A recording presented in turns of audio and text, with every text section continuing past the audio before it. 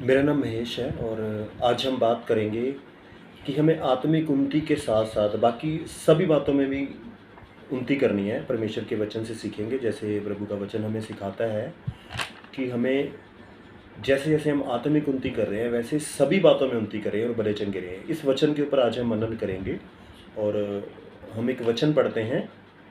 यहाँ पे हम तीसरा यूहन्ना उसका पहला अध्याय और दूसरा वचन। यहाँ पे क्या लिखा है? तीसरा यूहन्ना पहला अध्याय दूसरा वचन में लिखा है, हे प्रिय, मेरी ये प्रार्थना है कि जैसे तू आत्मिक उन्नति कर रहा है, वैसे ही तू सब बातों में उन्नति करे और भला चंगा रहे।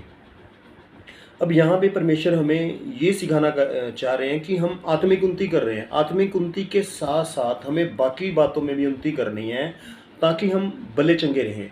तो हम इस वचन के ऊपर मनन करेंगे। मैं काफ़ी सालों से इस वचन के ऊपर मनन कर रहा हूँ और इसके ऊपर चल रहा हूँ और मैं वही चीज़ आज आपको भी सिखाना चाहता हूँ कि प्रभु चाहता है कि हम आत्मिक उन्नति कर रहे हैं, बहुत अच्छी बात है, लेकिन बाकी बातों में भी उन्नति करनी है। सबसे पहले हम सीखेंगे कि आत्मिक उन्नति क्या है, आत्मिक उन्नति किसे, थोड़ा इसके ऊपर मनन करेंगे। आत्मिक उन्नति क्या है? देखिए, आप बाइबल पढ़ रहे हैं, बहुत अच्छी बात है, और आप साथ में बाइबल पढ़िए और प्रेयर कर रहे हैं, आप चर्च जा रहे हैं, परमेश्वर का वचन सीख रहे हैं। इससे क्या होगा कि आपकी आत्मिक ग्रोथ होनी स्टार्ट हो जाएगी। एक आपको मैं एडवाइस देना चाहता हूँ, मैंने भी ये किया है और मैं चाहता हूँ कि आप भी इसके ऊपर ध्यान दीजिए, आप भी करिए। मेरे जितने भी टीचर हैं जिनसे मैंने प्रभु का वचन सीखा है, उन सब में मैंने एक बात देखी कि उन्होंने बाइबल बहुत पढ़ी है। एक प्रभु के सेवक है, उन्होंने बोला था कि मैंने इतनी बाइबल पढ़ी कि उनकी 7 बाइबल फट गई। ये इतनी बार उन्होंने बाइबल पढ़ी है, परमेश्वर का वचन उन्होंने इतना पढ़ा है कि 7 बाइबल फट गई। मेरे ख्याल से हम में से बहुत सारे ऐसे हमारे विश्वासी भाई बहन होंगे जिनकी एक बाइबल नहीं पढ़ती।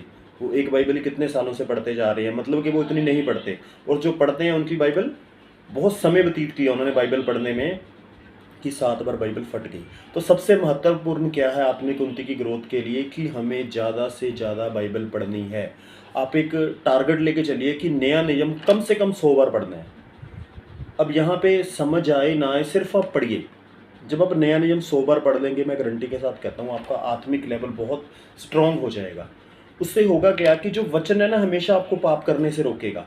क्योंकि जब आप पढ़ते जाएंगे पढ़ते जाएंगे पढ़ते जाएंगे, आपको नहीं समझ आ रहा है, लेकिन वो बातें दिमाग में ऐड हो रही हैं, दिमाग में वो ऐड हो रही हैं। और जब कभी आपके जीवन में कोई समस्या आएगी, कोई परीक्षा आएगी जहाँ आप कुछ पाप करने लगेंगे, तो उसी टाइम परमेश्वर का वचन आपको याद दिलाएगा कि नहीं, ये बाइबल में ऐसा लिखा है, ऐसा नहीं करना है।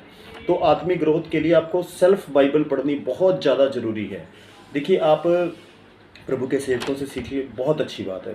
प्रभु का धन्यवाद हो कि प्रभु ने हमें अच्छे सेवक दिए जो हमें सिखाते हैं, उनसे भी आप सीखिए। लेकिन खुद भी बाइबल ज़रूर पढ़िए, जितनी आप खुद पढ़ेंगे वो भी आपके लिए अच्छा है। तो आत्मिक उन्नति के लिए खुद बाइबल पढ़नी बहुत ज़्यादा ज़रूरी है। और वचन पढ़ने के साथ साथ हमें वचन के ऊपर चलना है, चलना बहुत ज़्यादा ज़रूरी है। अगर आप वचन के ऊपर नहीं चलेंगे ना, तो फिर प्रॉब्लम आएगी। वचन पढ़िए और पूरी ताकत लगाइए वचनों के ऊपर चलने के लिए। और एक चीज़ और सिखाता हूँ, प्रभु से मदद मांगनी सीखिए। हमेशा प्रभु से मदद मांगिए कि प्रभु, जब आप बाइबल पढ़ने लगे तभी मदद मांगिए, प्रभु मुझे बाइबल पढ़ने में मदद करो। जब आप मदद मांगोगे, परमेश्वर का आत्मा आपकी मदद करेगा और बाइबल पढ़ने में आपको बाइबल समझ में आएगी। हो सकता है कुछ बातें ना समझ में आए, कोई बात नहीं, ज़्यादा बोझ नहीं डालना, आप सिर्फ पढ़ते जाइए पढ़ते जाइए। जब आप बार बार पढ़ेंगे तो वचन धीरे धीरे आपको समझ आना स्टार्ट हो जाएगा। और जब हम बाइबल पढ़ेंगे, वचनों के ऊपर चलेंगे, तो हमें क्या मिलेगी? सबसे पहले हमें शांति मिलेगी, हमारे पास शांति आएगी, फिर बीमारी भी नहीं आएगी और रात को अच्छी नींद भी आएगी। मैंने देखा बहुत सारे लोग हैं जिनको रात को अच्छी नींद नहीं आती, कुछ लोगों का सिर दर्द होता रहता है। लेकिन अगर आपके पास परमेश्वर का वचन है ना, परमेश्वर का वचन हमेशा आपकी मदद करेगा और आपको दूसरों को माफ़ करने में मदद करेगा। अगर आप वचन में पढ़ेंगे तो बाइबल हमें ये सिखाती है कि हमें दूसरों को माफ़ करना है। जब हम दूसरों को माफ़ करेंगे तो हमें रात को अच्छी नींद भी आएगी, हमारे मन में किसी के प्रति कोई वैर विरोध भी नहीं है। जो लोग मैंने देखा है जिनको रात को अच्छी नींद नहीं आती, ज़्यादातर उनके मनों में कड़वाहट बढ़ रखी है, वो दूसरों को माफ़ नहीं कर पा रहे। किसी ने चोट पहुंचा दी, वो उसे माफ़ नहीं कर पा रहे। तो इसलिए आपने क्या करना है कि बाइबल पढ़ने में समय व्यतीत करना है। और एक चीज़ और मैं सलाह देना चाहता हूँ कि खुद को सिखाना शुरू करिए। दूसरों को सिखाना बाद में सिखाएंगे दूसरों को, पहले हमें खुद के ऊपर मेहनत करनी है। हम अपने जीवन का बहुत सारा समय इस चीज़ में वेस्ट कर देते हैं दूसरों को सिखाने के चक्कर में। मेरे ख्याल से अगर वही मेहनत हम खुद के ऊपर कर लें तो कितना अच्छा हो जाएगा। हमें खुद के ऊपर मेहनत करनी बहुत ज़्यादा ज़रूरी है। खुद के ऊपर मेहनत कीजिए, खुद को सिखाना शुरू कीजिए ताकि आपका आत्मिक लेवल बढ़ना शुरू हो जाए। अब ये तो होगी कि आत्मिक उन्नति के बारे में थोड़ी डिस्कशन होगी कि जैसे वचन से हमने सीखा कि जैसे हम आत्मिक उन्नति कर रहे हैं, प्रभु ने कहा वैसे वैसे सभी बातों में उन्नति करें और भले चंगे रहें। अब बात करते हैं सभी बातें कौन सी आ गई। देखिए बाकी भी हमारे ऊपर रिस्पॉन्सिबिलिटी हैं, हम धरती पे रहते हैं, हमें पैसों की भी ज़रूरत है, तो हमें काम भी करना है। और बहुत बार मैंने देखा है, कुछ लोगों के मुंह से मैंने सुना जो विश्वासी हैं, उनको लगता है कि बस हम प्रार्थना करते रहेंगे, बाइबल पढ़ते रहेंगे और हमारे जीवन में बहुत बड़ा चमत्कार हो जाएगा, हमें कुछ करने की ज़रूरत ही नहीं है। किसी के मुंह से मैं सुन रहा था, वो कह रहा लो जी हम उपवास रख रहे हैं, प्रार्थना कर रहे हैं, देखना भी हमें गाड़ी मिल जाएगी, फॉर्चून गाड़ी मिल जाएगी। मैंने उससे पूछा कैसे आएगी? बस प्रभु देंगे। मैंने कहा कोई प्लान है आपके पास भी? इतना पैसा कहाँ से आएगा? आपने गाड़ी पहली बार तो करनी क्या है, फॉर्चून आपको रिक्वायरमेंट क्या है? हमारी कौन सी बहुत ज़्यादा इनकम है हमारे पास? कोई इनकम नहीं है, उनका कोई बिजनेस नहीं है, बस एक दिमाग में है कि बस प्रभु करेगा, प्रभु करेगा। ये चीज़ ना हमें जीवन में कामयाब नहीं होने देगी। देखिए प्रभु करेगा, मैं उसके हक में हूँ, लेकिन कुछ काम तो आपको भी तो करने पड़ेंगे ना। प्रभु ने क्या कहा है वचन से? देखिए वचन से ही हम सीखेंगे। प्रभु ने कहा है मैं तेरे खेत में जितने कामों में तुम हाथ लगाओगे उन सबको मैं आशीष दूंगा।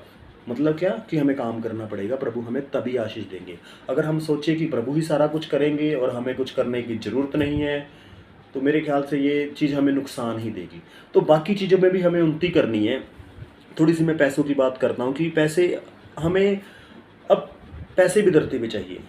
मैं 10 साल पुरानी बात करूँ तो मुझे कुछ लोग मिलते थे, वो क्या बोलते थे, पैसे के पीछे नहीं भागना, पैसे के पीछे नहीं भागना। बहुत बार मैंने ये वचन सुना है। मैंने बोलता था मैं काम भी करना चाहता हूँ, बिज़नेस करना चाहता हूँ, बिज़नेस के साथ साथ मैं प्रभु की सेवा करना चाहता हूँ। तो वो मुझे मना करते थे, नहीं चिंता मत करो, प्रभु इंतजाम करेगा।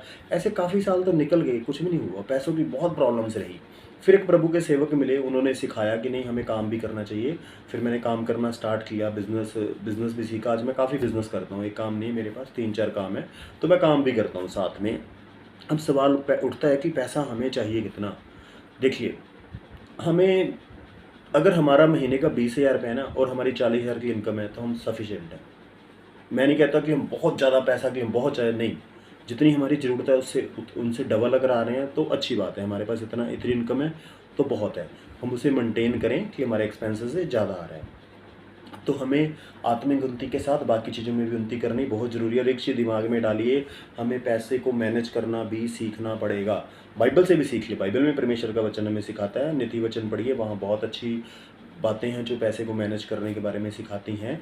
तो हमें अपने एक्सपेंसेस कम से कम रखने हैं, खर्चे कम से कम रखने हैं, और जहाँ ज़रूरत है वहाँ पे पैसा लगाइए। अब एक चीज़ और सिखाता हूँ, पैसा हमें लगाना कहाँ है? पैसा हमें लगाना है एजुकेशन के ऊपर। देखिए अगर अभी आपकी शादी नहीं हुई है, कल को शादी हो जाएगी, बच्चे भी हो जाएंगे, तो एक्सपेंसेस बढ़ने वाले हैं, और बच्चों को एक अच्छी एजुकेशन देना हमारी जिम्मेवारी है। उसके लिए पैसे चाहिए, अच्छी एजुकेशन के लिए। मैं आपको एग्जांपल से बताता हूँ, अगर बच्चों को आपने अच्छी एजुकेशन नहीं दी ना तो बहुत सारी प्रॉब्लम्स आने वाली हैं। प्रॉब्लम्स क्या क्या आएगी? पहले तो बच्चे को जी अच्छी एजुकेशन नहीं मिलेगी तो उन्हें कोई अच्छा काम भी नहीं मिलेगा, अच्छा काम भी नहीं मिलेगा तो अच्छी इनकम भी नहीं आएगी, अच्छी इनकम नहीं आएगी तो लाइफ में बहुत सारी प्रॉब्लम्स का सामना करना पड़ेगा।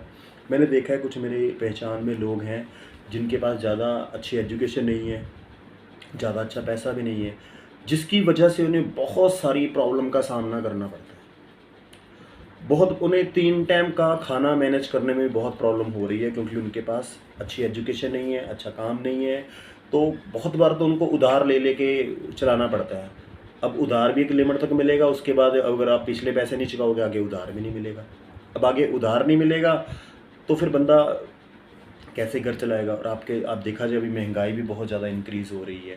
तो हमें अपने बच्चों को एक अच्छी एजुकेशन देनी बहुत ज़्यादा ज़रूरी है। तो इन्वेस्ट कहाँ करिए? एजुकेट होने में। अपने बच्चों को, और खुद भी आप एजुकेट होइए। एक आपको और ना एक एग्जांपल से सिखाता हूँ। मेरे एक दोस्त हैं, तो हम इकट्ठे ही सेवा करते थे, मैं भी करता था, वो भी करते थे। प्रभु की हम सेवा करते थे, लोगों को वचन सिखाते थे।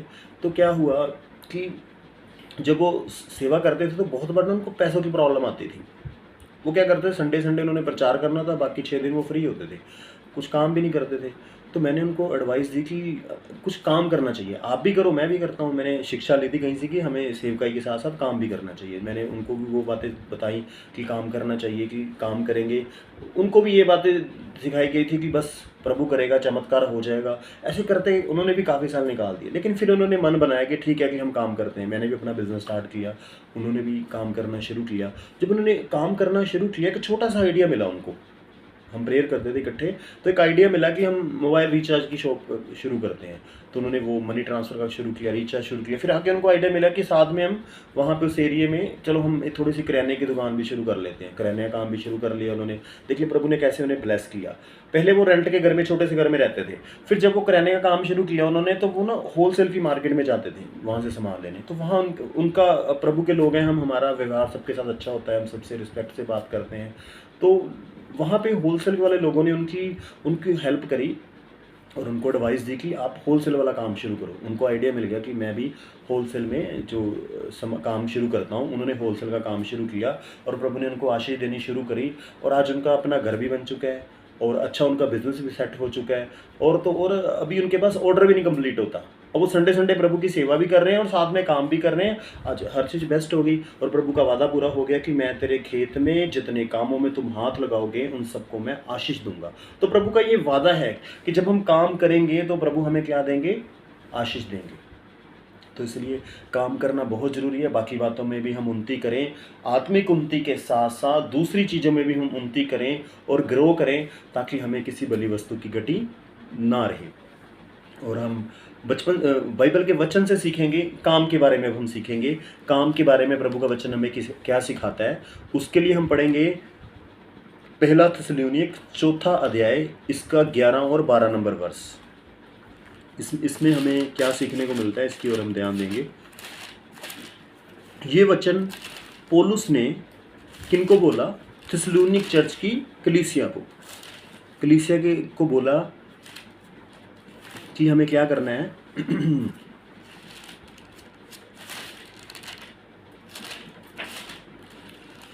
पहला थिस्सलुनीक 4 अध्याय, इसका 11 और 12 नंबर वर्ष। 11 में क्या लिखा है? और जैसी हमने तुम्हें आज्ञा दी है वैसे ही चुपचाप रहने और अपना अपना काम काज करने और अपने अपने हाथों से कमाने का प्रयत्न करो। यहाँ पे प्रभु का वचन हमें क्या सिखा रहा है कि चुपचाप रहो और अपना अपना काम काज करते रहो और अपने अपने हाथों से कमाने का प्रयत्न करो, ताकि बाहर वालों से आदर प्राप्त करो और तुम्हें किसी वस्तु की गति ना हो। मतलब कि प्रभु का वचन हमें यहाँ पे ये सिखा रहा है कि हमें काम भी करना है, ताकि हम काम करते रहें, ताकि हमें किसी बली वस्तु की गति ना हो।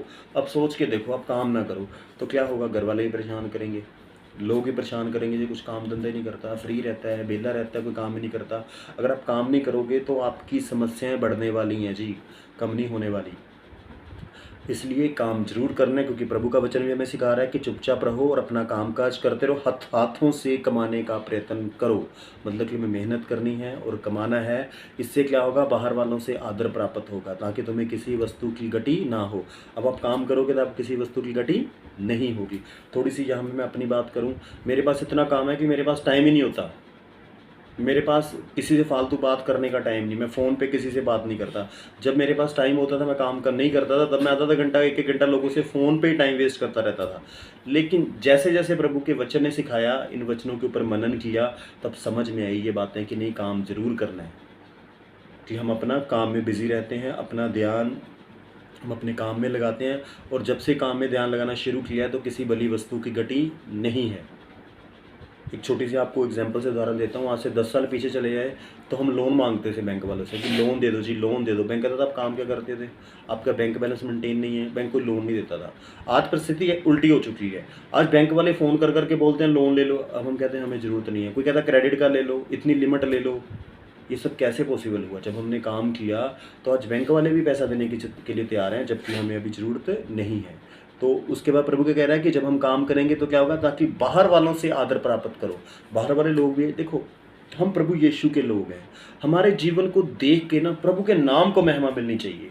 लोग बोलेंगे प्रभु यीशु के लोग हैं, ये फ्री नहीं रहते, ये इधर उधर की बातें नहीं करते, ये अपने काम में बिजी रहते हैं, सुबह से रात तक अपना काम करते हैं। और जब हम सुबह से रात तक काम करेंगे तो हमें किसी भी बली वस्तु की गति नहीं रहेगी। ये हमें वचन सिखा रहा है। उसके बाद एक वचन और सीखेंगे, फिर हम ख़त्म करेंगे। 2 थिस्सलुनीक 3 अध्याय इसका 10 से लेके 12 तक। इसमें क्या लिखा हुआ है, पौलुस यहाँ पे क्या कहना चाह रहे हैं, क्योंकि जब हम तुम्हारे यहाँ थे तब भी ये आज्ञा तुम्हें देते थे कि यदि कोई काम करना ना चाहे तो वो खाने भी ना पाए। प्रभु वचन क्या हमें सिखा रहा है कि अगर आप ये सोचते हो काम नहीं करना है तो उसको खाना भी खाने का अधिकार नहीं है, वो खाना भी ना खाए। ये बाइबल हमें सिखाती है, यानी काम करना बहुत ज़रूरी है, हमें काम जरूर करना चाहिए। हम सुनते हैं कि कुछ लोग तुम्हारे बीच में अनुचित चाल चलते हैं और कुछ काम नहीं करते पर दूसरों के काम में भी हाथ डाला करते हैं। कि बहुत सारे ऐसे लोग हैं जो कुछ काम नहीं करते। अब जब बंदा काम नहीं करेगा, फ्री रहेगा, वो क्या करेगा? अब उसे अपनी ज़िंदगी की चिंता है नहीं, वो उसने प्रभु के ऊपर छोड़ दिया कि प्रभु ही करेगा सारा कुछ। तो अब इससे क्या हो रहा है, वो क्या करेगा, फिर दूसरों की ज़िंदगी में वो ध्यान देगा और दूसरों के कामों में क्या करेगा, उसमें दोष लगाता रहेगा और अनुचित चाल चलेगा और दूसरों के काम में क्या करेगा, वो हाथ डाला करेगा। हमें ऐसा नहीं बनना है, क्योंकि प्रभु कह रहा है जो काम ना करे वो खाना भी ना खाए। तो हमें काम करना है, क्योंकि प्रभु ने कहा जैसे आत्मिक उन्नति कर रहे हो वैसे सभी बातों में उन्नति करो और भले चंगे रहो और प्रभु का वचन मानना। प्रभु ने कहा जो मुझसे प्रेम करता है वो मेरी आज्ञा को मानता है, तो उनके वचनों को हमें मानना है। अब उसके बाद क्या है, 12 में क्या लिखा है, ऐसों को हम प्रभु यीशु मसीह में आज्ञा देते हैं और समझाते हैं कि चुपचाप काम करके अपनी ही रोटी खाया करो। कि हमें ये वचन बार बार हमें यही सिखाता है कि हमें चुपचाप काम करनी है, काम करना है ताकि हम अपनी रोटी खाते रहें। तो इन वचनों से हमें ये बात समझ में आई है कि हमें काम धंधा भी करना है, बिज़नेस भी करना है। आप जॉब करिए, बिज़नेस करिए, जो आपका टैलेंट है उसे प्रभु के राज के लिए इस्तेमाल कीजिए। आप बिज़नेस भी करेंगे तो आप ईमानदार, मैं अपना बिज़नेस करता हूँ तो मैं बड़ी ईमानदारी से काम करता हूँ और उसमें कोई चीटिंग नहीं, कोई कुछ नहीं, बड़ी ईमानदारी से मैं काम करता हूँ। और इसलिए आप काम भी कीजिए और बिज़नेस भी कीजिए। आज के लिए इतना ही काफ़ी है। अगर आपको ये वचन अच्छा लगे तो आप लाइक कीजिए, शेयर कीजिए और मिलते हैं फिर हम अगली वीडियो में किसी और नए टॉपिक के साथ।